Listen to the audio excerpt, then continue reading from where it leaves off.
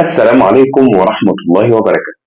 في بلد بتربي أجيال لازم القانون يربي اللي خرج بره الإنسانية. ليه بقى؟ لما القانون يكون مربوط. تعالوا نحكي مع بعض ونتكلم في قصة صغيرة. عندها 7 سنين، راحت المصيف مع أهلها تغني وتلعب وتفرح وتنبسط، لكن في لحظة واحدة حياتها وقفت، وكمان قلبها اتقل. المفروض إن هو طفل زيها، شدها تحت المية واعتدى عليه. الجريمة بشعة جدا والمجتمع اتصدم معاها. الناس قالت أكيد هياخد إعدام، في ناس تانية قالت أكيد هياخد موت، أي عقاب يبرد نار أهله. لكن المفاجأة إن الطفل ده خد 15 سنة. يا جماعة، الموضوع مش إن الجريمة سهلة أو صعبة، الموضوع إن الطفل قاصر، واللي يحكم القصة دي هو قانون الطفل رقم 12 لسنة 96 وتعديلاته بالقانون رقم 126 لسنة 2008. تعالوا نشوف القانون بيقول ايه في المادة 111 من القانون ده.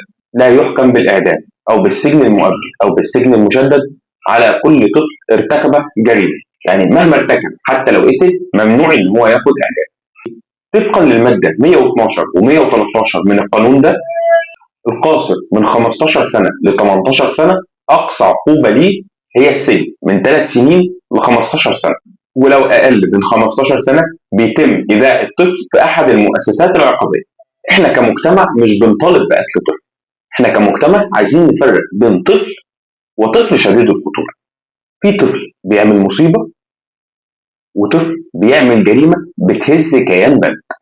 تعديل المادة 111 اللي بتتكلم عن جرائم القتل والخطف والاغتصاب، يبقى في عندي عقوبة أشد للأطفال الخطيرين، وده نخليه يخضع لعقوبات أشد وبرامج تأهيل إلزامية.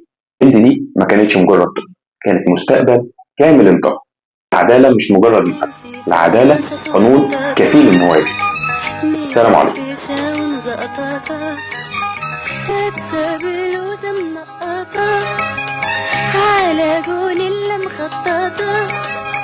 لابسة بلوزة منقطة